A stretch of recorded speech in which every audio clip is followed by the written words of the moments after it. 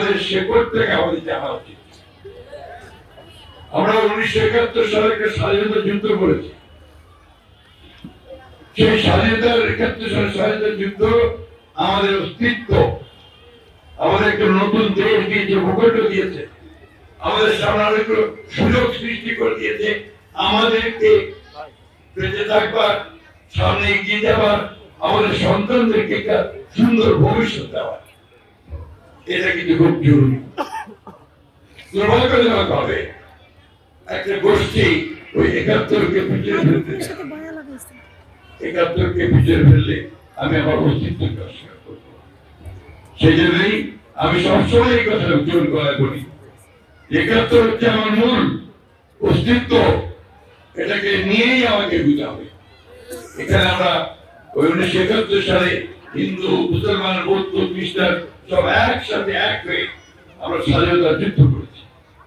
এখানে অসংখ্য পরিবার আছে যারা 1971 সালে বাড়িঘর ছেড়ে ভারতে চলে যেতে বাধ্য হয়েছে, কারণ বাড়িঘর পুড়িয়ে দেওয়া হচ্ছিল, জীবনকে নষ্ট করা হচ্ছিল, হত্যা করা হচ্ছিল, ফলে এখানে বাস করা যাচ্ছিল। এটা একটা বাস্তব। তারপরে দুর্ভাগ্যজনক ভাবে স্বাধীনতার পরে আমি আমার নিজের কথা বলে আমার বাড়ি, আমরা যখন স্বাধীনতা ফিরে আসি দেখে বাড়িটা ছাড়া, দালানটা ছাড়া কিছু ইলেকট্রিক তার পর্যন্ত চলে আমার ব্যবসা ছিল, সেই ব্যবসা পেট্রোল পাম্পের ট্যাঙ্ক পর্যন্ত নিয়ে চলে নিয়ে চলে ধীরে ধীরে ধীরে আমরা সবাই আবার সেই ব্যথা যন্ত্রণাকে কাটিয়ে আমরা আস্তে আস্তে উঠে দাঁড়িয়েছি।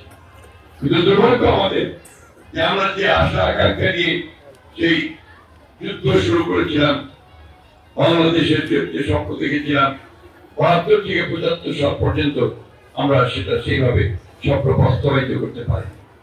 যার ফলে পরিবর্তন আসার পরে আমরা চেষ্টা করেছেন সেই প্রেসিডেন্ট জিয়াউর রহমান সাহেব যে তিনি চেষ্টাকে আবার টেনে তুলবেন, চেষ্টা করেছেন, তুলেছেন। আজকে বাংলাদেশের যে অর্থনীতির ভক্তি, গার্মেন্টস ফ্যাক্টরি যেটা দিয়ে আমাদের রেমিটেন্স সবচেয়ে বেশি আছে, এবং বাইরে আমাদের মানুষ পাঠিয়ে, আমাদের শ্রমিক বাড়িকে পাঠিয়ে রেমিটেন্স নিয়ে আসা, সেটাও কিন্তু শহীদ জিয়াউর রহমান সাহেব করেছে। বহুদলীয় গণতন্ত্র ব্যবস্থা জিয়াউর রহমান সাহেব করেছে। সেই দল আমরা করি।